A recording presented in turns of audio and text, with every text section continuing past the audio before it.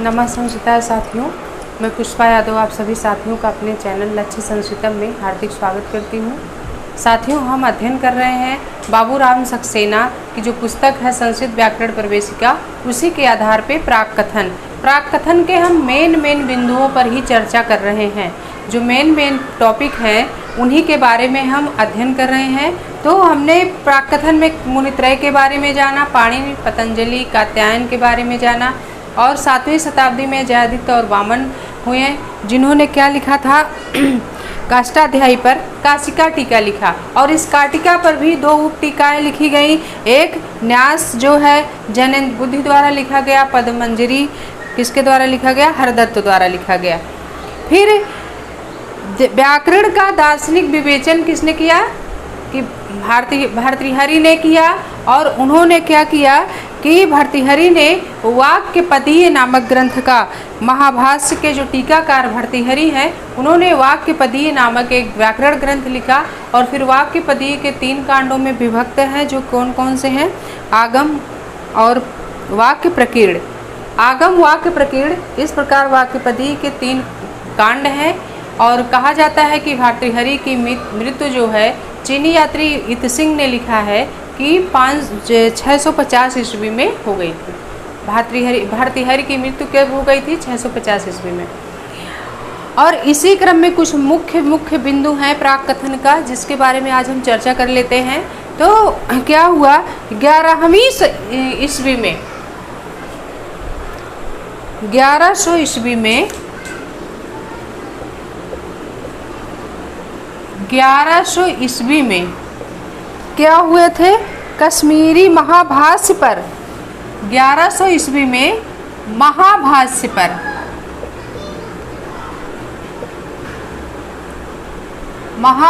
पर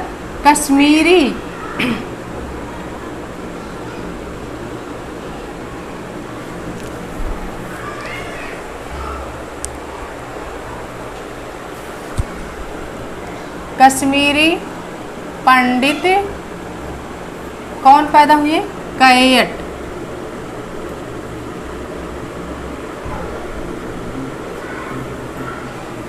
कश्मीरी पंडित कैयट ने क्या लिखा, प्रदीप, कहीं प्रदीप लिखा, प्रदीप है, प्रदीप नामक टीका लिखा।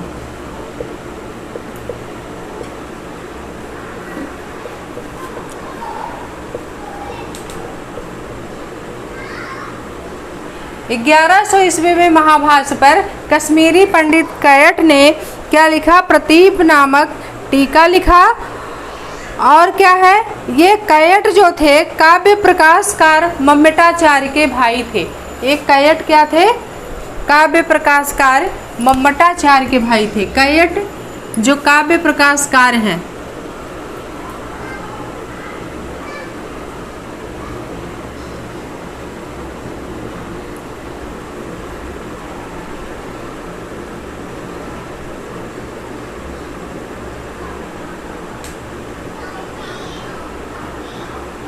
काव्य प्रकाशकार मम्मटाचार्य के भाई थे।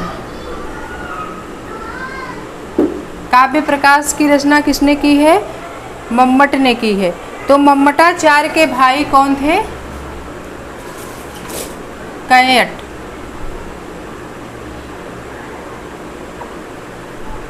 मम्मटाचार्य के भाई थे कैयट।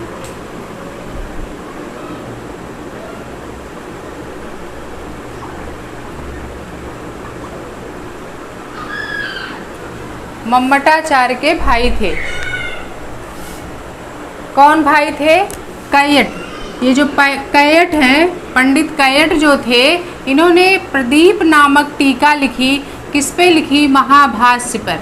महाभाष्य पर प्रदीप नामक टीका किसने लिखा, कैयट ने लिखा। और कब लिखा, 1100 ईस्वी में। 1100 ईस्वी में महाभाष्य पर कश्मीरी पंडित कैयट ने प्रदीप नामक टीका लिखा। प्रदीप कहीं लिखा होता है और कहीं प्रदीप लिखा होता है, तो प्रदीप करिए, प्रदीप नामक टीका लिखा। और ये कैयट जो थे काव्य प्रकाशकार मम्मटाचार्य के भाई थे। 1350 ईस्वी में रूप क्या हुआ, उसके बाद 1350 ईस्वी में 1350 ईस्वी में विमल सरस्वती ने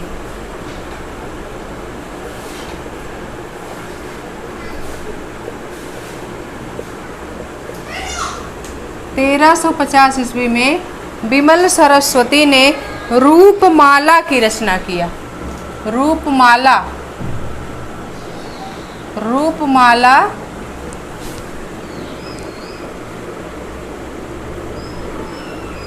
ग्रंथ की रचना की। रूपमाला किसकी रचना है? विमल सरस्वती की है।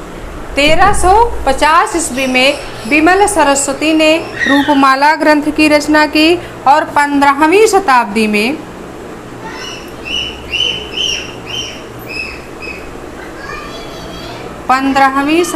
में रामचंद्र ने प्रक्रिया कौमुदी की रचना की। 15वीं शताब्दी में रामचंद्र ने किसकी रचना की? प्रक्रिया कौमुदी की।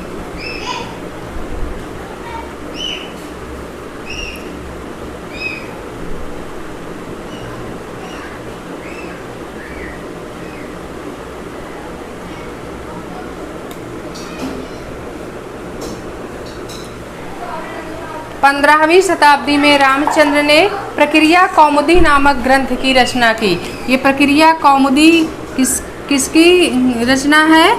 रामचंद्र की रचना है। और रूपमाला किसकी रचना है? विमल सरस्वती की रचना रूपमाला है।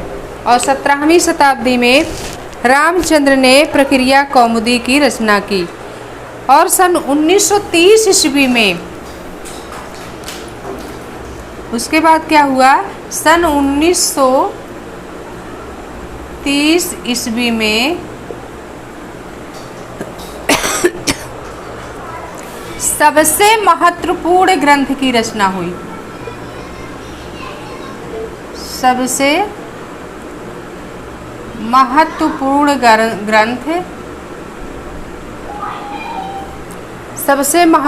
ग्रंथ की रचना हुई।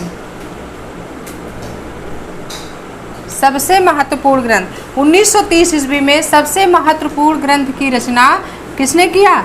भट्टोज दीक्षित ने।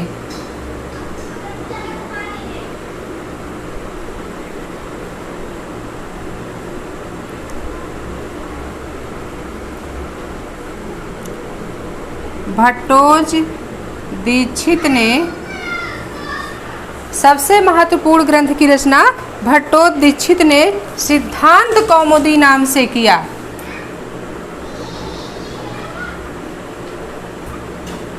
सिद्धांत कौमुदी नाम से किया।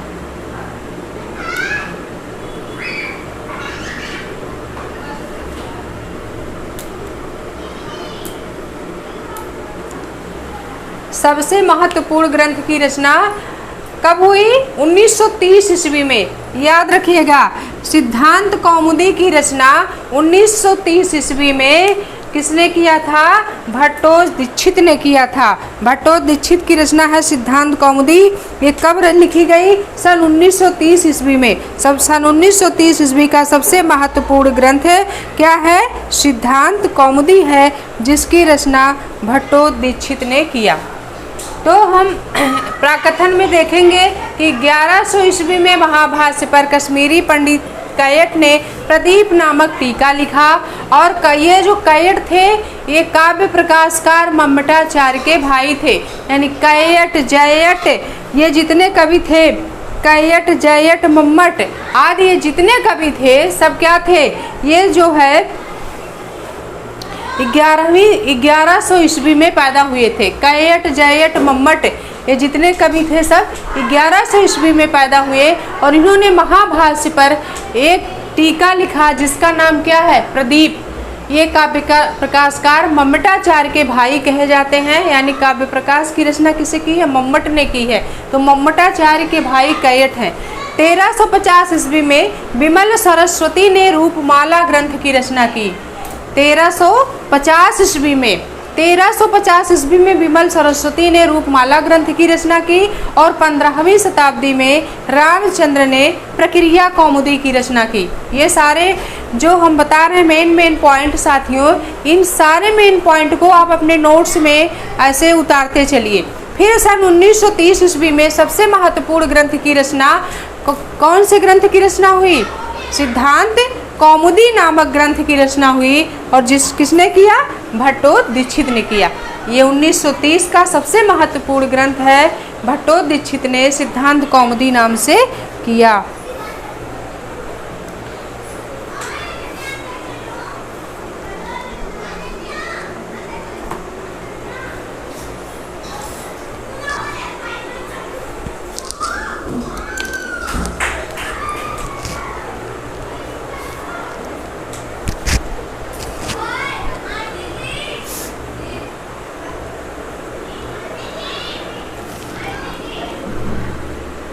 अब हम देखेंगे भट्टोदीक्षित का समय क्या है। 1930 ईस्वी में इन्होंने सबसे महत्वपूर्ण ग्रंथ है सिद्धांत कौमुदी की रचना हुई थी और सिद्धांत कौमुदी के रचनाकार कौन है? भट्टोदीक्षित जी हैं। फिर है भट्टोदीक्षित का समय क्या है?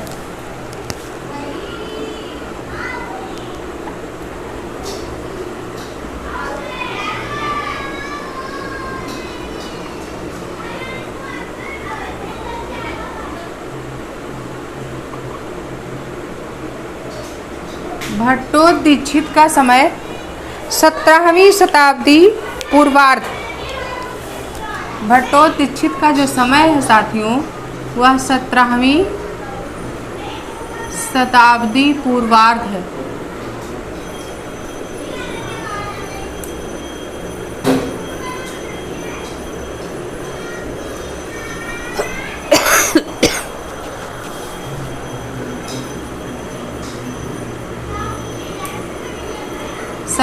सत्रहवीं शताब्दी पूर्वार्ध। 17वीं शताब्दी पूर्वार्ध जो रचना है भट्टोदीक्षित का समय है 17वीं शताब्दी का पूर्वार्ध है। अब भट्टोदीक्षित के जो पिता थे वो कौन थे? भट्टोदीक्षित के पिता का नाम क्या था? इनके पिता का नाम था साथियों रंगोज दीक्षित। इनके पिता का नाम रंगोज दीक्षित मिलता है।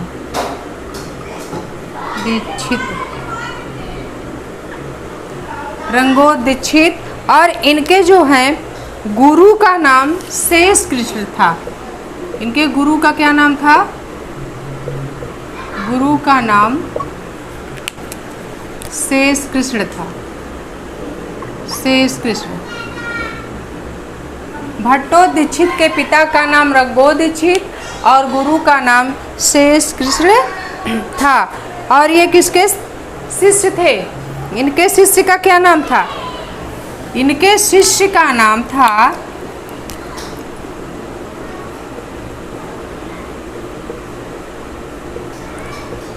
भट्टोदीक्षित के शिष्य। भट्टोदीक्षित के शिष्य कौन थे? भट्टोदीक्षित के शिष्य लघु सिद्धांत कौमुदी के रचनाकार वरद राजाचार्य थे। भट्टोदीक्षित के शिष्य वरद राजाचार्य थे जिन्होंने किसकी रचना की है? लघु सिद्धांत कौमुदी की रचना की है। लघु सिद्धांत कौमुदी की रचना किसने की है? वरद राजाचार्य की रचना क्या है? लघु सिद्धांत कौमुदी।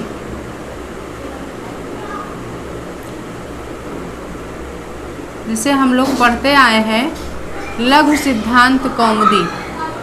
लघु सिद्धांत कौमुदी किसकी रचना है? वरदराजाचार्य की रचना है। भट्टोज दीक्षित ने क्या किया? भट्टोज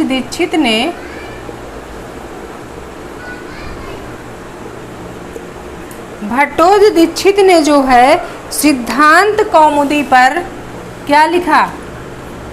भट्टोज दीक्षित ने सिद्धांत कौमुदी पर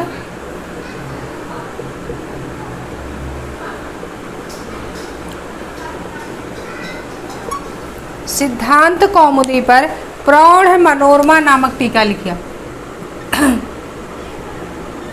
भट्टोज दीक्षित ने सिद्धांत कौमुदी पर प्रौढ़ मनोरमा नामक टीका लिखा।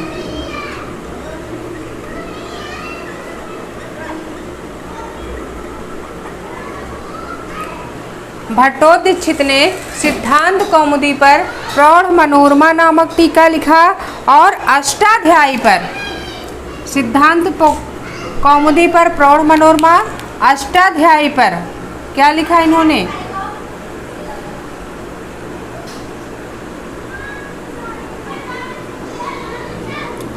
अष्टाध्यायी पर इन्होंने जो है शब्द कौस्तुभ नामक टीका लिखा था।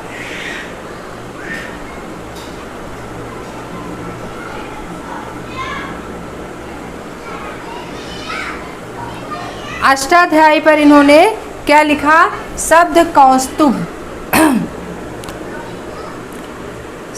कौस्तुभ नामक टीका लिखा।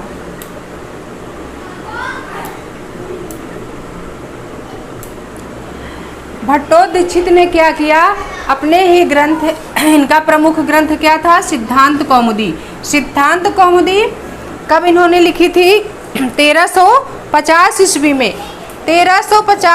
1930 ईस्वी में भट्टोज दीक्षित ने सिद्धांत कौमुदी नामक ग्रंथ की रचना की थी और इसी सिद्धांत कौमुदी पर, अपने ही सिद्धांत कौमुदी नामक ग्रंथ पर इन्होंने प्रौढ़ मनोरमा नामक टीका लिखा था और अष्टाध्यायी पर इन्होंने शब्द कौस्तुभ नामक टीका लिखा।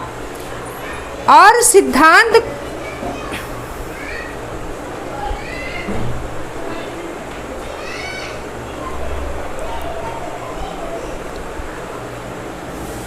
और इसी सिद्धांत कौमुदी का जो प्रौढ़ मनोरमा है, इसी प्रौढ़ मनोरमा पर एक टीका लिखा था।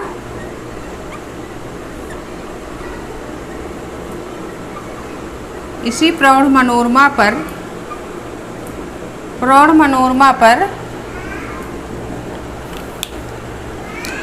मनोरमा कुछ मर्दिनी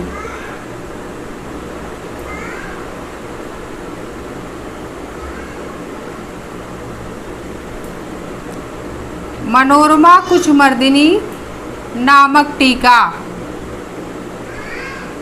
प्रौढ़ मनोरमा पर मनोरमा कुछ मर्दिनी नामक टीका लिखा। मनोरमा कुछ मर्दिनी नामक टीका पंडित राज जगन्नाथ ने लिखा। पंडित राज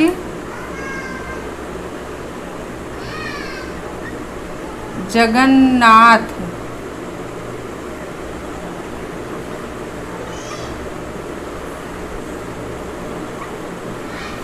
और इसी प्रौढ़ मनोरमा पर मनोरमा कुछ मर्दिनी नामक टीका किसने लिखा है? पंडित राज जगन्नाथ ने लिखा।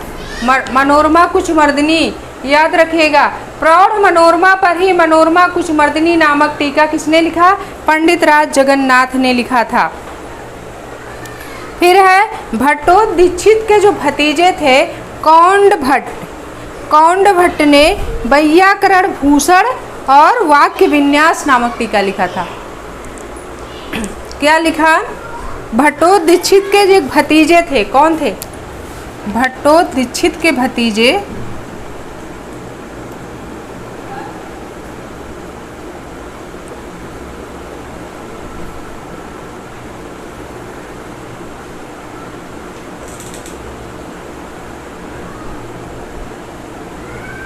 भट्टोदीक्षित के भतीजे थे कौंड भट्ट।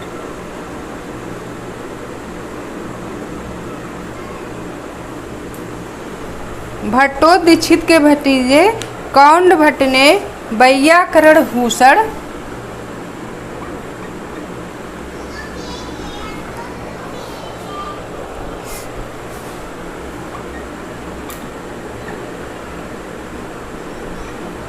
व्याकरण भूषण और वाक्य विन्यास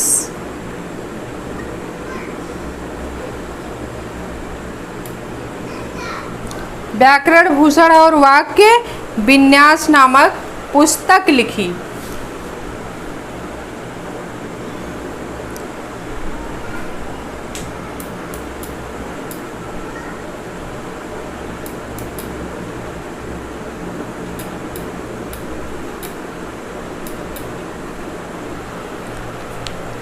भट्टोदीक्षित के भतीजे थे जिनका नाम था साथियों कौंड भट्ट। इन कौंड भट्ट ने क्या किया? व्याकरण भूषण और वाक्य विन्यास नामक 2 पुस्तक लिखी है। किस पे लिखी है? ये जो है पूछा जाता है कि व्याकरण भूषण और वाक्य विन्यास के रचनाकार कौन हैं? तो कौंड भट्ट हैं। याद रखिएगा, वाक्य विन्यास के रचनाकार कौंड भट्ट हैं, व्याकरण भूषण के रचनाकार या किसकी रचना है? तो कौंड भट्ट है। तो हम देखेंगे कि भट्टोदीक्षित का जो समय है कब है? 17वीं शताब्दी का पूर्वार्ध है। सन 1930 ईस्वी में सबसे महत्वपूर्ण ग्रंथ की रचना भट्टोदीक्षित ने सिद्धांत कौमुदी नाम से किया था और इनका समय 17वीं शताब्दी का पूर्वार्ध है। इनके पिता का नाम रंगोज दीक्षित था और गुरु का नाम क्या था साथियों? शेष कृष्ण था। भट्टोदीक्षित के शिष्य कौन थे? वरदराजाचार्य, यानी वरदराजाचार्य के गुरु कौन थे? भट्टोदीक्षित थे। वरदराजाचार्य के गुरु भट्टोदीक्षित थे और भट्टोदीक्षित के शिष्य वरदराजाचार्य थे जिन्होंने लघु सिद्धांत कौमुदी नामक ग्रंथ की रचना की। भट्टोदीक्षित ने सिद्धांत कौमुदी जो इनकी खुद की रचना है उसी सिद्धांत कौमुदी पर इन्होंने प्रौढ़ मनोरमा नामक टीका लिखा और अष्टाध्यायी पाणिनि का है। पाणिनि के अष्टाध्यायी पर भट्टोदीक्षित ने शब्द कौस्तुभ नामक टीका लिखा। तो शब्द कौस्तुभ नामक टीका किसकी है? तो किसकी है शब्द कौस्तुभ? भट्टोदीक्षित की है। भट्टोदीक्षित ने ही अष्टाध्यायी पर शब्द कौस्तुभ नामक टीका लिखा था और अपने ही ग्रंथ सिद्धांत कौमुदी पर इन्होंने प्रौढ़ मनोरमा नामक टीका लिखा था और इसी प्रौढ़ मनोरमा पर पंडित राज जगन्नाथ ने एक टीका लिखा जिसका नाम है मनोरमा कुचमर्दिनी। ये भी पूछा जाता है कि मनोरमा कुचमर्दिनी की रचनाकार कौन है? तो पंडित राज जगन्नाथ हैं।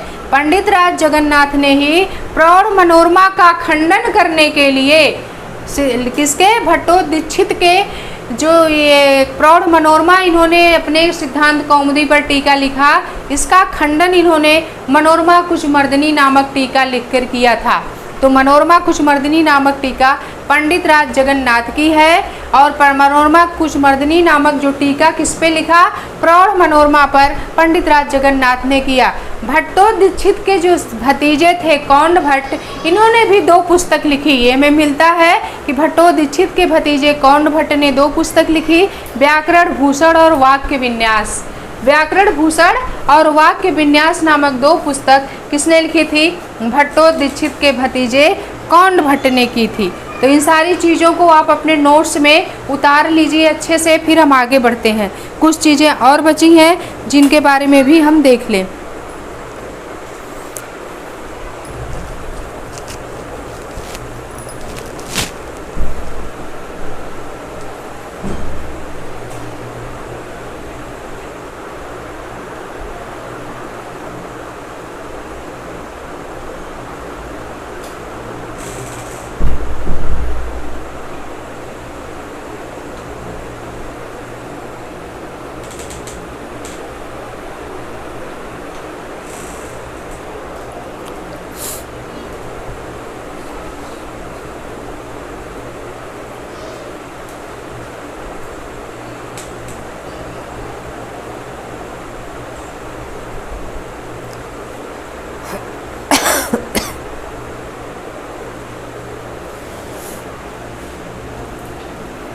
नागेश भट्ट।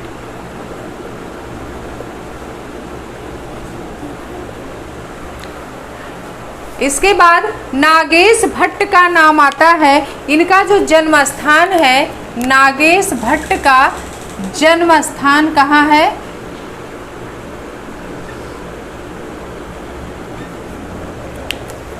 जन्म स्थान महाराष्ट्र है। महाराष्ट्र, नागेश भट्ट का जन्म स्थान महाराष्ट्र है।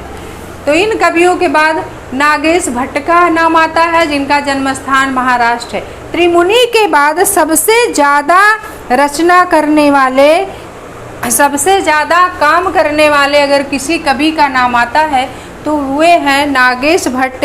इन्होंने व्याकरण शास्त्र में लगभग 1 दर्जन टीका ग्रंथों की रचना की है। व्याकरण शास्त्र में इन्होंने क्या किया है? लगभग 1 दर्जन ग्रंथों की रचना किया है। और नागेश भट्ट ने क्या लिखा है? नागेश भट्ट ने भट्टोदीक्षित का जो टीका है, भट्टोदीक्षित के टीका,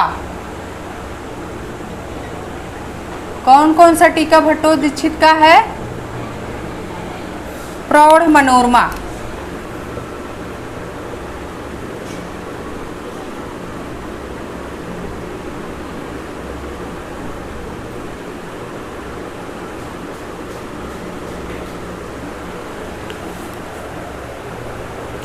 प्रौढ़ मनोरमा पर इन्होंने क्या किया? शब्द रत्न टीका लिखा। शब्द रत्न टीका,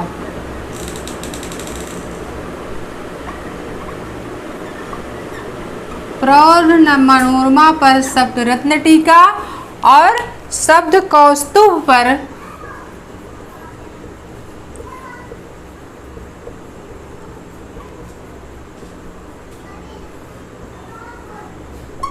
शब्द कौस्तुभ पर विस्मी टीका लिखा।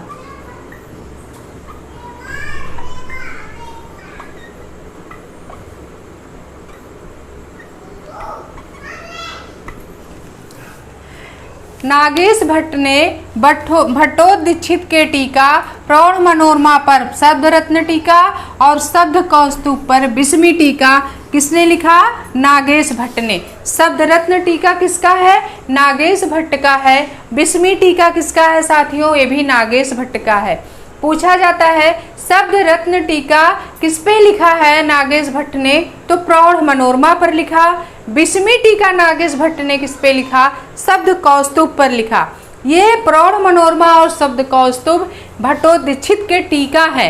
इस टीका पर भी टीका, यानी टीका पर भी टीका लिखा गया, ये शब्द रत्न और विस्मी। इस टीकाकार के नाम कौन है? नागेश भट्ट।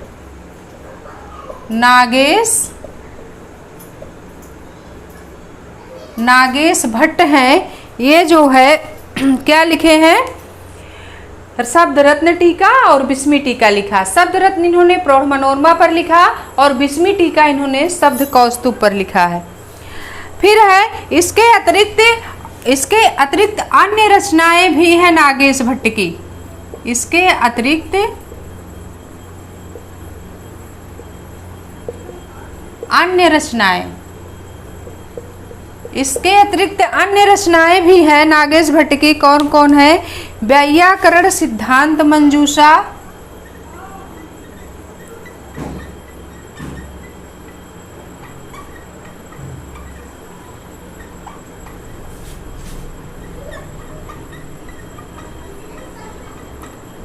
वैयाकरण सिद्धांत मंजूषा लिखा इन्होंने।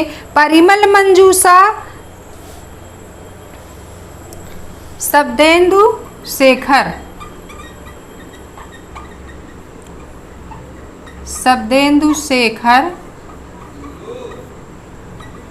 तीसरा इनका ग्रंथ है परिभाषा इंदु शेखर।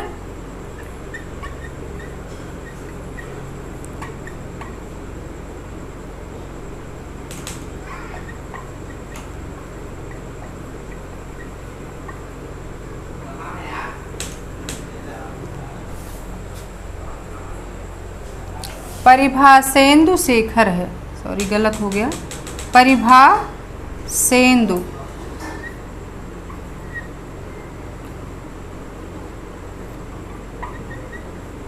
परिभाषेन्दु शेखर।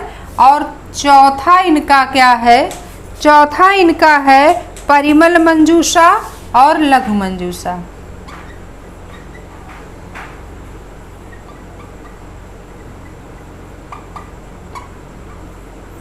पांचवा है लघु मंजूषा।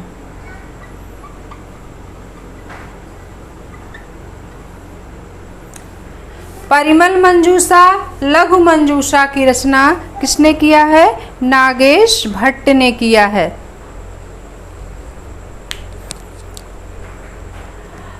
नागेश भट्ट का जन्म स्थान कहाँ है? महाराष्ट्र है। भट्टोदीक्षित के टीका प्रौढ़ मनोरमा पर नागेश भट्ट ने शब्द रत्न टीका लिखा और भट्टोदीक्षित का टीका शब्द कौस्तुभ पर नागेश भट्ट ने विस्मी टीका लिखा। इसके अतिरिक्त भी अन्य रचनाएं नागेश भट्ट की मिलती हैं, जिनमें है वैयाकरण सिद्धांत मंजूषा। मंजूषा का मतलब होता है पेटी।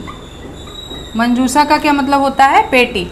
तो वैयाकरण सिद्धांत मंजूषा, शब्देन्दु शेखर, परिभाषेन्दु शेखर, परिमल मंजूषा, लघु मंजूषा, 5 रचनाएं इनके भी अन्य और मिलती हैं। किसकी अन्य और रचनाएं? नागेश भट्ट की। वैयाकरण सिद्धांत मंजूषा, शब्देन्दु शेखर, परिभाषाेन्दु शेखर, परिमल मंजूषा और लघु मंजूषा, ये 5 रचनाएं नागेश भट्ट की हमें मिलती हैं। नागेश भट्ट ने ही भट्टोदीक्षित के प्रौढ़ मनोरमा पर शब्द रत्न टीका लिखा और शब्द कौस्तुभ पर विस्मी टीका लिखा था, यानी टीका पर भी टीका लिखी गई। फिर इनकी अन्य रचनाओं में हमें 5 और मिलते हैं। वैयाकरण सिद्धांत मंजूषा, शब्देन्दु शेखर, परिभाषाेन्दु शेखर, परिमल मंजूषा, लघु मंजूषा मिलते हैं। और वरदराजाचार्य के भी कौन कौन से, इन सारे चीज़ों को आप नोट्स करिए, सारे चीज़ों को आप अपने नोट्स में उतारिए, फिर आगे हम बढ़ें। जो इतने सारी चीज़ों को हमने नोट किया है नागेश भट्ट के बारे में, कुछ मेन चीज़ें हैं उन्हीं को हमने नोट किया है, उतना ही पढ़िए आप, इतना काफ़ी है आपके लिए। कि नागेश भट्ट जो का जन्म स्थान है, पूछ लिया गया कभी कि नागेश भट्ट का जन्म स्थान, इतना बढ़िया लगाए रहने।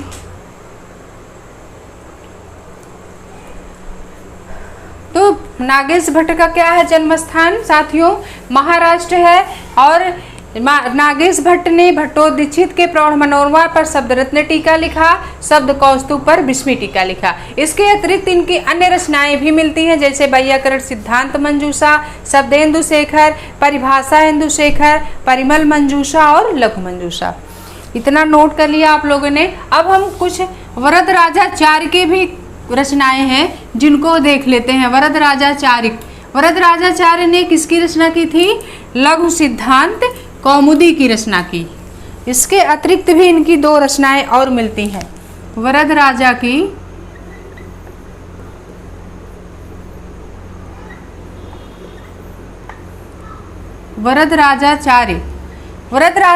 की कौन कौन सी रचनाएं हैं?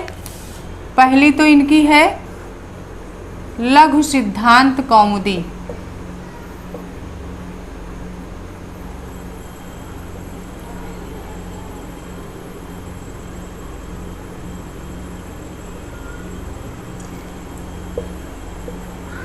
लघु सिद्धांत कौमुदी है, मध्य सिद्धांत कौमुदी और सार सिद्धांत कौमुदी।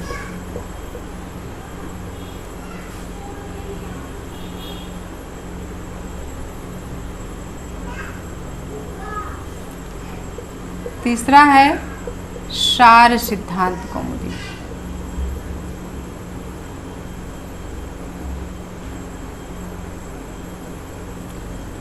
लघु सिद्धांत कौमुदी, मध्य सिद्धांत कौमुदी और सार सिद्धांत कौमुदी की रचना किसने की थी? वरदराजाचार्य ने की थी। तो वरदराजाचार्य की 3 रचनाएं हमें मिलती हैं, लघु सिद्धांत, मध्य सिद्धांत और सार सिद्धांत। 470 ईस्वी में क्या हुआ था कि लगभग बौद्ध पंडित चंद्रगोम ने चांद्र व्याकरण बनाया। 470 ईस्वी में बौद्ध पंडित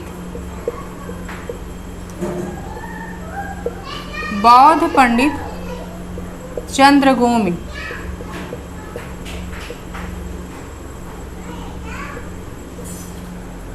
चांद्र व्याकरण की रचना की थी। चांद्र व्याकरण के रचनाकार कौन है?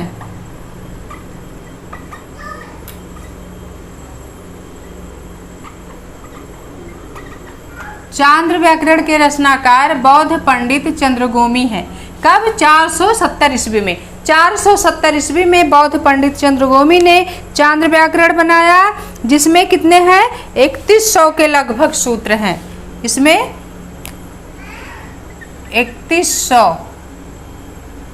लगभग क्या है? सूत्र हैं। लगभग 3100 सूत्र हैं। फिर है ईसा की पहली शताब्दी में, ईसा की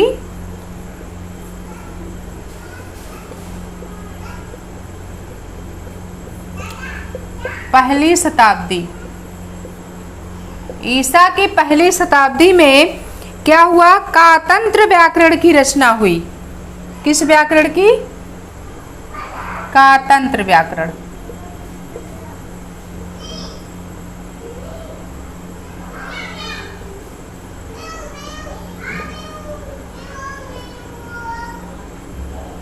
सारी चीज़ों को आप अपने नोट्स में ज़रूर नोट कर लीजिएगा साथियों। ईसा की पहली शताब्दी में कातंत्र व्याकरण की रचना हुई और 6ठी शताब्दी में जैनेन्द्र व्याकरण। 6ठी शताब्दी में कौन से व्याकरण की रचना हुई? जैनेन्द्र व्याकरण की रचना हुई। ये सारी चीज़ें आप नोट करते चलिए, बहुत ही इम्पॉर्टेंट हैं। जैनेन्द्र व्याकरण की रचना कब हुई? तो 6ठी शताब्दी ईस्वी में। 6ठी शताब्दी में जैनेन्द्र व्याकरण की रचना हुई।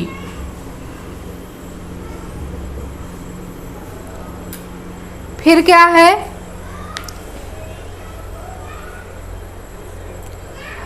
8वीं शताब्दी में शाक्टायन का शब्दानुशासन। 8वीं शताब्दी में क्या लिखा गया? 8वीं शताब्दी में शाक्टायन,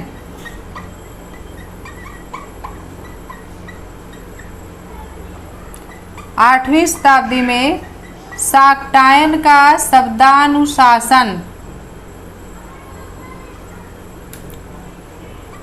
शब्दानुशासन किसकी रचना है? शाक्टायन का है। कब हुआ? 8वीं शताब्दी में। 8वीं शताब्दी में शाक्टायन का शब्दानुशासन लिखा गया। शब्दानुशासन की रचना कब हुई? 8वीं शताब्दी में। 12वीं शताब्दी में हेमचंद्र का शब्दानुशासन लिखा गया। 12वीं शताब्दी में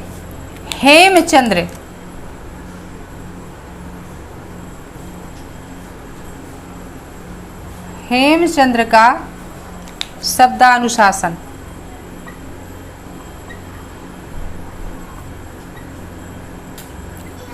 इस चीज को याद रखना है, हमें मिस नहीं होना है। शाक्टायन का भी शब्दानुशासन है, हेमचंद्र का भी शब्दानुशासन है। शाक्टायन का शब्दानुशासन 8वीं शताब्दी में लिखा गया और हेमचंद्र का शब्दानुशासन हमें 12वीं शताब्दी में लिखा गया। तो इसको याद रखना पड़ेगा आप लोगों को। शब्दानुशासन शाक्टायन और हेमचंद्र दोनों ने किया है। शब्दानुशासन शाक्टायन का जो है 8वीं शताब्दी है साथियों, और हेमचंद्र का 12वीं शताब्दी में लिखा है शब्दानुशासन। 13वीं शताब्दी में जो है सारस्वत व्याकरण की रचना हुई थी। 13वीं शताब्दी में सारस्वत व्याकरण की रचना हुई। सारी चीज़ों को आप नोट करते चलिए। 13वीं शताब्दी, 13वीं शताब्दी में किसकी रचना हुई थी? 13वीं शताब्दी में सारस्वत व्याकरण की रचना हुई।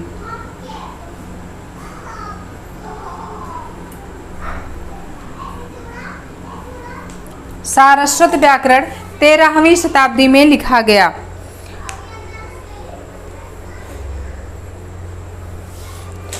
और इसी 13वीं शताब्दी में जो है बोपदेव का मुक्तिबोध और क्या लिखा गया था?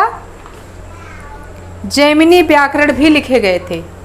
इसी 13वीं शताब्दी में बोपदेव का मुक्तिबोध लिखा गया।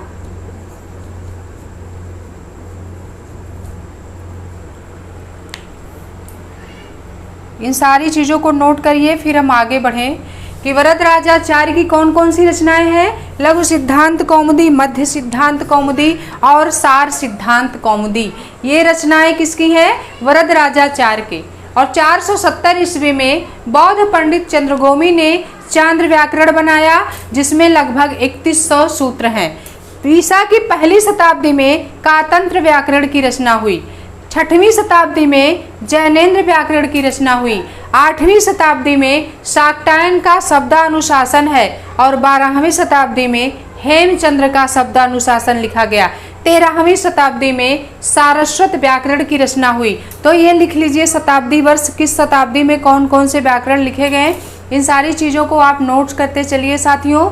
इसके बाद हम जो है आगे बढ़ते हैं, क्योंकि ये पूछा जा सकता है शाक्टायन का शब्दानुशासन किस शताब्दी में लिखा गया। 8वीं, 6वीं, 12वीं, तो 7वीं, तो हमारा आंसर क्या होगा? 8वीं शताब्दी में। हेमचंद्र का शब्दानुशासन किस शताब्दी में लिखा गया? 12वीं, 11वीं, 7वीं, 8वीं, तो हमें आंसर देना होगा 12वीं शताब्दी में हेमचंद्र का शब्दानुशासन। सारस्वत व्याकरण की रचना किस शताब्दी में हुई? तो हमें याद रखना है सारस्वत व्याकरण की रचना 13वीं शताब्दी में हुई थी। और 13वीं शताब्दी में ही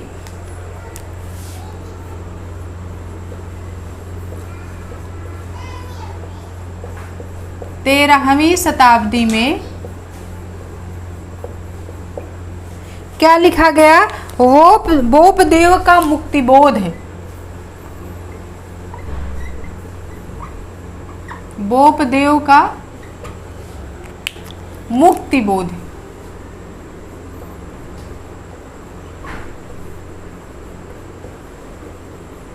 बोपदेव का मुक्तिबोध और जैमिनी व्याकरण लिखे गए। जैमिनी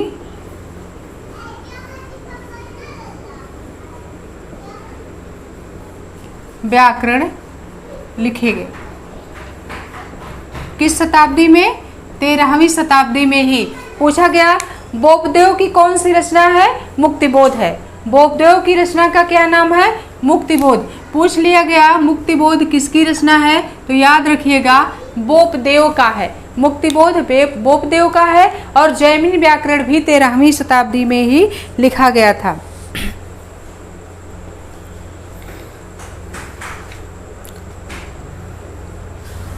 और 14वीं शताब्दी में क्या लिखा गया? 14वीं शताब्दी में शौपथ व्याकरण की रचना हुई थी। शौपथ व्याकरण की रचना 14वीं शताब्दी में हुआ था। शौपथ व्याकरण। शौपथ व्याकरण की रचना कब हुई? 14वीं शताब्दी में हुआ। बोपदेव के मुक्तिबोध में कितने सूत्र हैं? प्रश्न पूछा जा सकता है कि बोपदेव का जो मुक्तिबोध है उसमें कितने सूत्र हैं।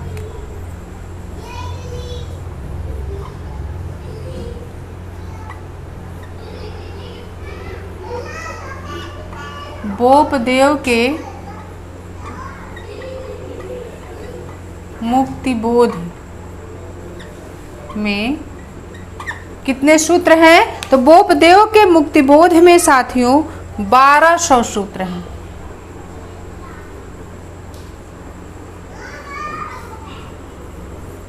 यह भी प्रश्न पूछा गया था, बोपदेव के मुक्तिबोध में सूत्रों की संख्या कितनी है? सब ये व्याकरण ग्रंथ हैं। बोपदेव के मुक्तिबोध में 1200 सूत्र लिखे गए थे।